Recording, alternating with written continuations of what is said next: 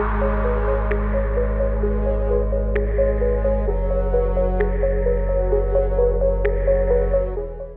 an era where digital content is abundant, verifying authenticity, ownership, and authorship is becoming increasingly important. Web3 domains, decentralized identity, and blockchain based proof of creation are at the heart of this transformation. And today we have a very special guest with us that will help us understand more about decentralized identity and why we need to have a verifying authenticity in today's ever changing world. Hello, everyone. Welcome to the another episode of Analytics Insight, where we dive deep into the technological innovations and create more awareness around it. And I'm your host, Priya Dayalani. Now, so today with us, we have Harrison Seletsky, Director of Business Development at Space ID. Now, before we explore the nuances of digital ownership on Web3, let's try to, gather back a lot of information as to how we have evolved into this blockchain-based proof of creation and Web3 domains. So there's a lot that we are going to discuss today. So hi, Harrison, how are you doing? Welcome to our podcast today. Hi, thanks so much for having me. Excited to dive into this topic with you guys. Great, thank you. Thank you so much for your time. And I think we are going to have an interesting conversation today. Like I discussed about the digital ownership in Web3, and that's becoming like a very critical topic these days. And I think that's more of the elephant in the room if we're talking about the Web3 today. So, before we dive deeper into these nuances, I think I really want to go back and first understand the foundation of Space ID. So, many of our listeners might have heard about Web3, SDKs, and decentralized identity. But what exactly does Space ID specialize in? Yeah, sure. So at our heart, Space ID is a universal identity platform, obviously focusing on the Web3 side of decentralized identities. So what we do is essentially make it easier for users to interact on chain with their verifiable identities. This can be used within wallet addresses or contract addresses. For example, if you have a wallet address, Priya, and I want to send you tokens, instead of sending to a wallet of randomized letters and numbers like OX14AY6, etc., I can send directly to Priya.eth or Priya.bnb or a pseudonym like blockchain user 55.bnb. So it really provides a username like experience to make human readable identities available within this ecosystem. It can also apply to contract addresses to verify different on-chain metrics. For example, if you want to buy a token that just launched and there's many with the same name, you can use a verifiable identity to prove which token is which, because each identity is unique. They can't be interchanged like an NFT. They're all non-fungible tokens. So this allows you to provably verify what you're interacting with, who you're interacting with, and really just what's on the other side of that transaction. That's amazing, Harrison, and I'm glad to know about Space ID and especially how it is transforming, the digital content and digital ownership in Web3. So thank you for sharing that. Moving on, I think a company is also as strong as the people behind it. And I and also my listeners would like to know more about you, Harrison. Can you tell us more about yourself? How has the journey been till date?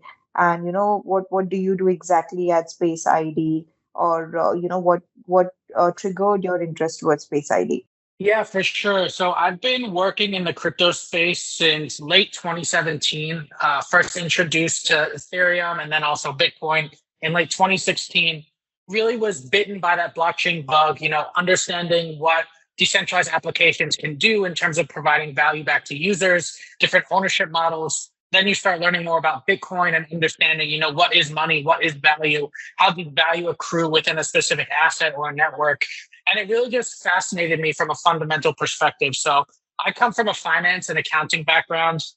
I started my career at a bespoke blockchain-based hedge fund, which I really enjoyed the financial analysis side of things, but I also enjoyed building, communicating, working with others.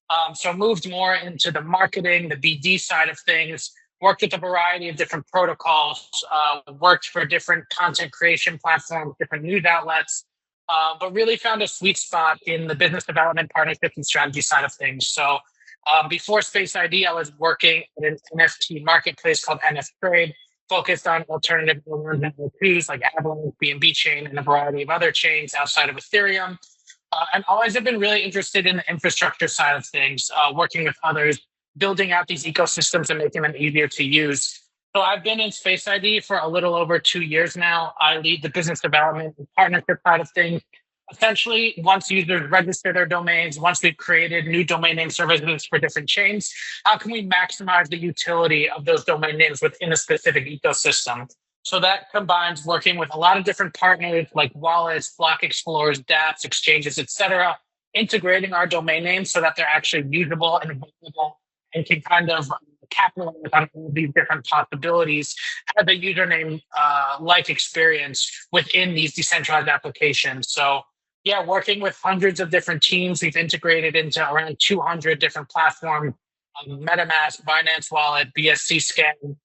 We've launched a variety of different domain name services, BNB Chain and Arbitrum being some of our top ecosystems. We also recently launched .ip with Story Protocol, which I think will be a very interesting topic to touch on if we're talking about creator verification today.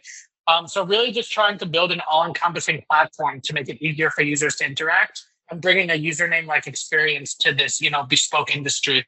That's really fascinating, Harrison. I think your role seems to be at the core of Space ID's mission, and it is driving innovation and ensuring that Web3 identity solutions are not just functional but also truly transformative. It's really glad to know that your contributions are shaping how users interact with these decentralized applications and systems, considering the rapid evolving blockchain landscape. Great. So, moving diving deep into the topic, I guess one of the biggest challenges in today's digital ecosystem is content verification and ownership. Now, whether it's fake news, unauthorized content use, or the lack of clear digital rights, these issues have created trust gaps. Now, Web3 domains are often highlighted as a solution because they offer decentralized and tamper proof mechanisms to verify and protect digital assets. But for those who are new to the concept, how exactly do they work? So, how Web3 domains provide a more, a secure and a transparent way to verify content ownership, and how they're different compared to the traditional domain systems, and why they are more resilient against fraud. So, can you give insights into this, Harrison? Yeah, for sure. So I think you touched on a lot of important points there. But I think the main point that digital identities serve in this way is essentially verifying the provenance of any particular piece of content, any particular piece of intellectual property, or any transaction as a whole. For example, if you are a content creator, right now, if you're on the Web2 space, the distribution mechanism isn't always easily verifiable. For example, if something is open source, it can be scalped very easily without crediting the creator. Blockchain and Web3, and especially identities, make this pathway much more rigid in the sense that each party will be able to see where the previous party got access or where the creation really started. So, for example, let's say I wrote a book and I published it on the blockchain, and someone wanted to reference my material in a dApp or even just, cite me in some sort of way. With a digital identity such as my own Harrison.bnb, let's say I published it on the BNB chain, you would be able to go back and see the very creation point of the content, see the creator address, which previously would just be a randomized OX wallet address, like these hashes we see on a block explorer. But now we provide a very easy way to verify the actual creation through these Web3 usernames, these Web3 identities. So the monetization pathway is much clearer. If someone wants to use my work and I can easily prove it was created by me, Harrison.bnb, based on the minting and creation address of that particular piece of content.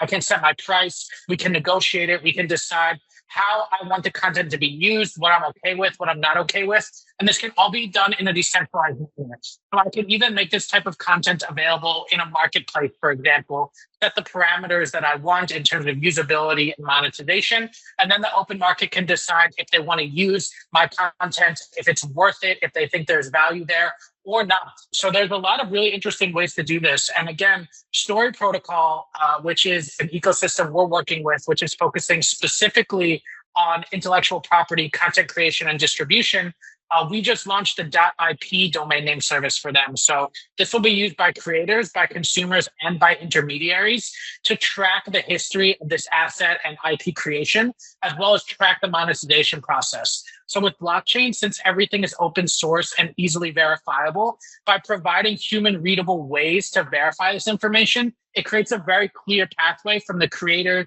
to the middleman to the consumer of where the content is going. So this way, it kind of stops these middlemen or these people trying, I guess, to take advantage of open source content or even just content in general from doing it in a malicious way. They have to go through mechanisms that reward based on what the creator deemed appropriate for each piece of content. So it just makes that entire pipeline much more straightforward without having to even necessarily negotiate on each aspect. It can all be laid out through smart contracts.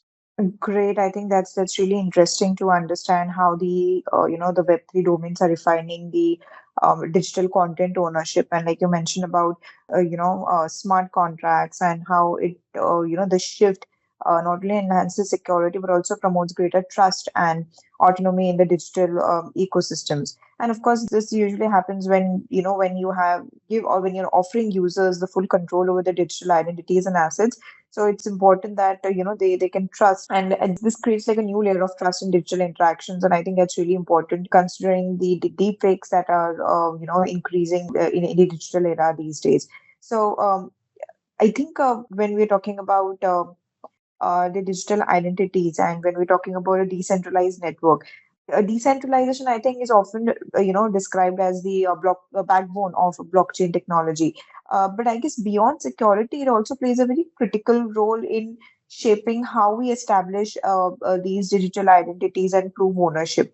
The shift from centralized to decentralized identity systems could be a game changer, not just for the creators, but for the businesses as well. And with identity fraud and data breaches becoming more common, many believe that centralized identity systems can, or I think may have become a liability now. So, on the other hand, like we discussed, decentralization offers an entirely different approach, and one that gives individuals more control over their digital identity without relying on a single government authority. So, what role does decentralization play in securing digital identity and proof of creation? Yeah, I think decentralization is super important, right? We've seen so many hacks of centralized databases, where we see millions of addresses, even social security numbers. The US government has been hacked before, giving access to these really private and important information to bad actors. And with decentralization, these kind of pain points, these points that can be manipulated become much, much harder. This is obviously goes into different security mechanics as well. So something like Bitcoin or Ethereum, which has hundreds of billions of dollars of value going into its security through different validators, through miners, it takes so much money and so much power in order to try and corrupt them that it's almost impossible, even at the nation state level. I mean, you need to dedicate hundreds of billions of dollars of resources in order to do a 51% attack, which is essentially being able to have the majority share of a network and dictate how the data is read and stored and processed. So through decentralization, it kind of creates an immutable ledger, which is really the backbone of blockchain technology and why it's so valuable, is that everything is open source and everything is immutable. Immutable in the sense that once it's created or once ownership rights are established, it can't be overrun by a centralized party. It can't be hacked by a third party that wants to take advantage or change this information. All of it is stored in really an open ledger that's valued and dictated by the community. So that's also why it's important when you're evaluating these different blockchains to understand the security mechanics of how these blockchains are verified. What needs to go into being able to potentially hack something like this, like Bitcoin or Ethereum, where there is, billions and billions of dollars at stake if these networks were hacked. But it costs 10x, 100x more in order to actually break through that wall of security. So decentralization, I think, is really just a protection mechanism against, these weak points that we see from these centralized bodies. Instead of having one point of entry, which a centralized database can have in order to take over, With Bitcoin, you have miners all over the world. You have thousands and tens of thousands of miners. With Bitcoin, with Ethereum, you have hundreds of thousands of stakers that are all putting up value to secure this network. So the actual security mechanisms are much stronger, and that leads to much safer data storage and verification. Right. I think you have just clearly pointed out the benefits of decentralization. And of course, with decentralization, I think individuals and creators can regain the ownership of their digital presence. And I think this is really important. The shift is important because, data breaches, identity theft, and misinformation are rampant. And with decentralization, I think once a digital asset or identity is verified on the blockchain, it remains immutable, like you said, so meaning that no single Yeah. entity can alter or manipulate or erase it. So I think that's really important, especially if we have more countless increasing artists and writers, and they're also struggling to prove authorship over their work due to plagiarism or copyright disputes. But I think with this, we might be able to solve certain challenges related to it. Of course, I think till now we have discussed about a lot about decentralization and digital identities. But I guess theoretical discussions are great. But what really proves the power of these technologies is how they're applied in the real world. So Space IDs, a Web3 name, SDK, and API have been integrated into various platforms. And I know our audience would love to hear about their actual success stories. So could you share some specific case studies or success metrics of how Space ID solutions have made an impact of whatever we have discussed now? Yeah, sure. So there's tons of different use cases of domain names. We have over 1 million domain name holders within domain name services we've created. We also aggregate a lot of the top other domain name services in the industry, like ENS, Unstoppable Domains, others that have created a robust community. And through our SDK and API, these can be integrated to make these usernames visible within these different applications. So one of the most straightforward and one of the most valuable is using domain names within wallets. This is both useful for new users as well as more experienced users, like myself, and I'm assuming you as well. We integrated our domain names into the MetaMask Map program about 6 months ago. So this allows users to utilize all these different domain names on different chains to send and receive funds. So as you know, when you're sending and receiving funds in crypto, you need to copy a wallet address. That can be spoofed, that can be manipulated. There are bad actors that may try and take advantage of that and get you to put in the wrong address. And all you have to do is mess up one letter or one number in this string of characters, and you lose all of your crypto forever. We've heard many horror stories of people that have lost thousands up to tens of millions of dollars from these different phishing attacks where bad actors try and get them to use a fake or different wallet address to send the funds to instead of the one they mean to. And domain names provide a really easy way to bypass that, similar to sending an email. So, like I was saying in the beginning of the podcast, if you wanted to send funds to me, instead of me sending you a randomized group of letters and numbers that make up my wallet address, you could send the funds directly to harrison.bnb or harrison.eth or gamer.eth, any domain name you want, whether it's your real name or just a username that you prefer to go by. And with our MetaMask integration, you can do this across any domain name we support, across any EVM blockchain. So even if you want to send me Ether on Ethereum, you can use my BNB chain domain name or my Arbitrum domain name or my Story Protocol domain name. And it's almost exactly like sending an email. All you have to do is know my domain name, and then you can send the funds to me safely. And you know that it will always go to me as long as I'm the owner of that domain name. So it really eliminates that possibility of user error. The same way, if you want to track transactions on a block explorer, now you can track these vault addresses using these domain names. So, Vitalik.eth, Vitalik Buterin, you may not know his wallet address, but if you want to see what he's doing on chain, all you have to do now is search his domain name, and then you'll be able to track his entire on-chain history. You'll be able to see what protocols he's interacting with, what other users he's interacting with. And all of this is presented with a username-like experience. So it really just de-randomizes a lot of these interactions on-chain. It makes it much safer and more secure to interact with. And you always know who's on the other side of the transaction. So there's a ton of use cases. It really depends on the dApp, but pretty much anytime there's an on-chain interaction, there's some way that these domain names can be utilized, whether it's DeFi, SocialFi, gaming, where it can serve as an on-chain gamer tag. When you're sending funds to an exchange or when you're withdrawing funds from an exchange, it just makes it much easier to use a decentralized identity that's much more akin to an email address or a username than a randomized wallet address where if you get one letter or number wrong, you can, lose all of the value that you're trying to send.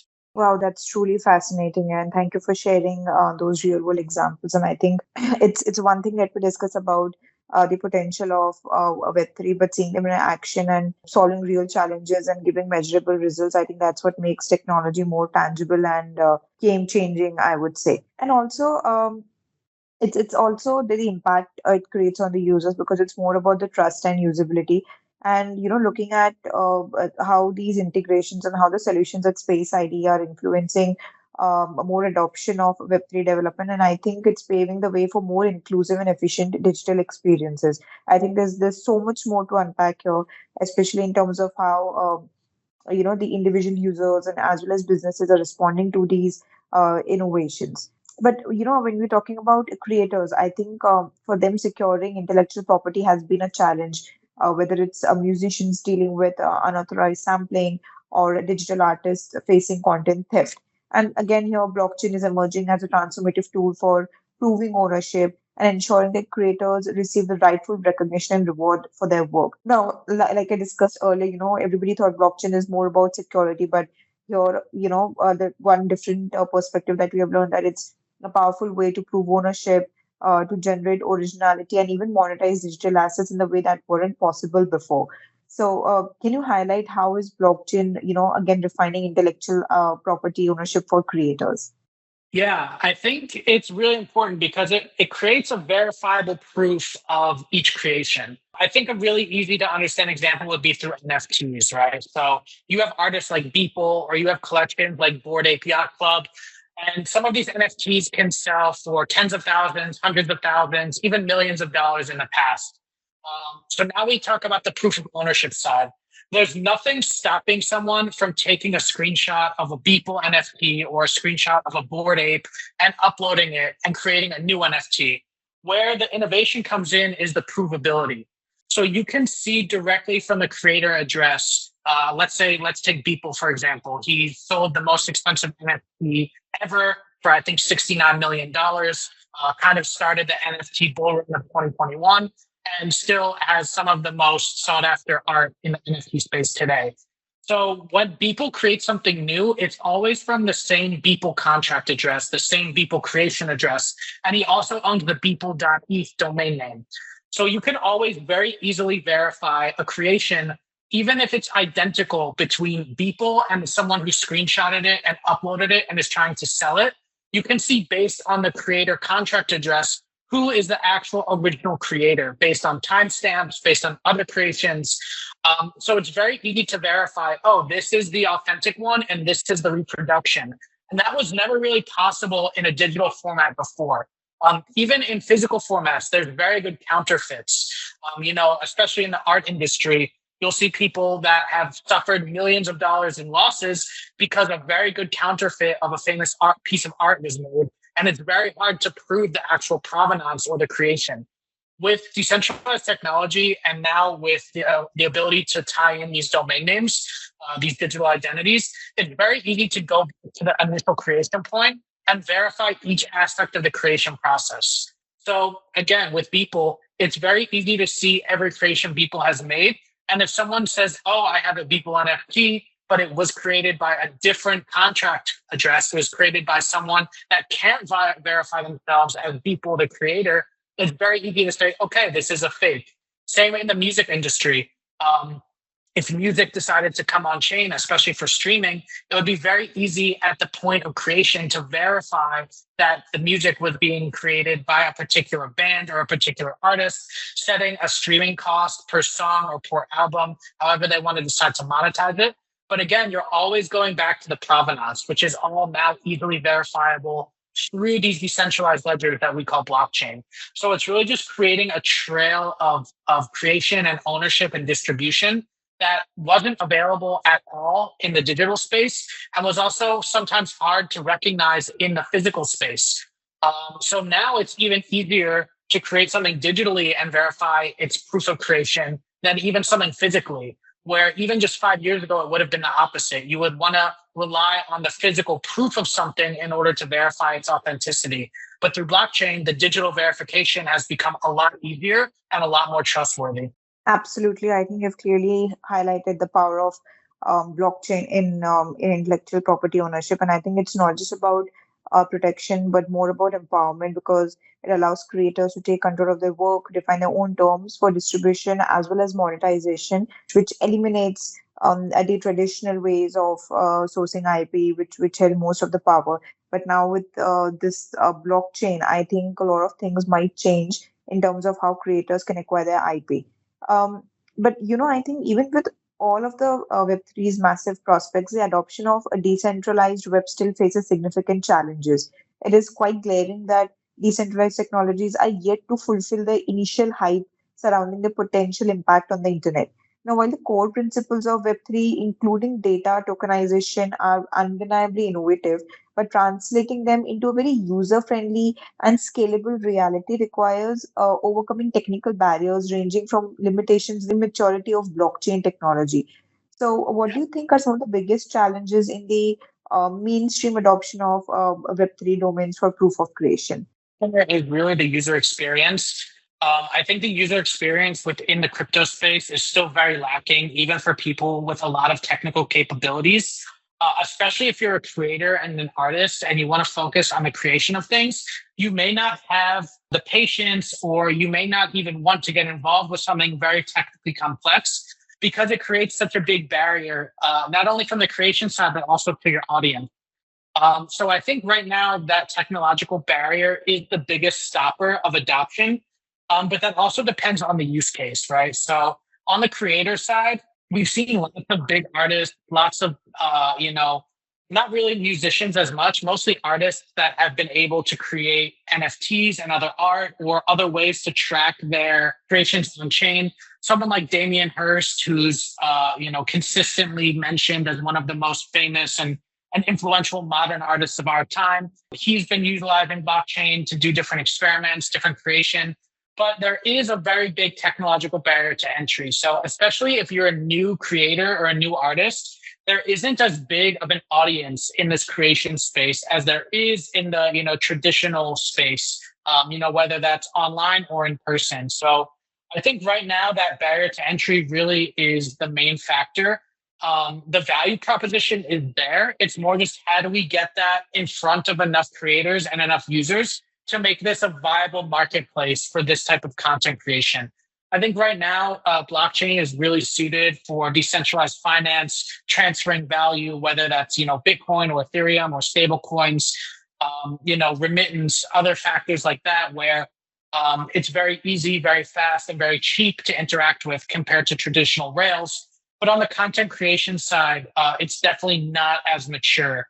So I think the lack of maturity, the lack of audience, and especially the technological barriers are really what's limiting.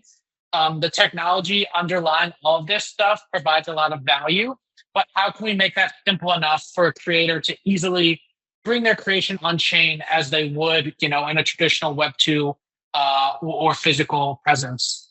Right. I think usability and seamless integration are, challenges when it comes to the adoption because for Web3 domains to truly become mainstream, I think they need to work effortlessly across platforms, browsers, and Yeah, applications, and without requiring the users to navigate the complex blockchain processes. And I think you rightly mentioned that blockchain has been widely used in the finance industry because that's where we can leverage most of the power of it.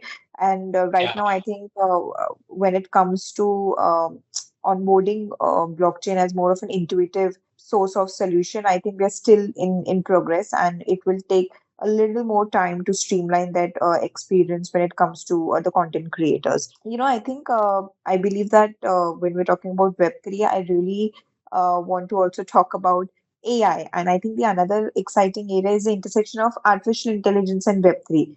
Now, while AI is transforming content creation and automation, and Web3 is, reshaping ownership and security. So these technologies together could change the way we verify content authenticity or automate digital rights management and enhance the overall security in decentralized networks.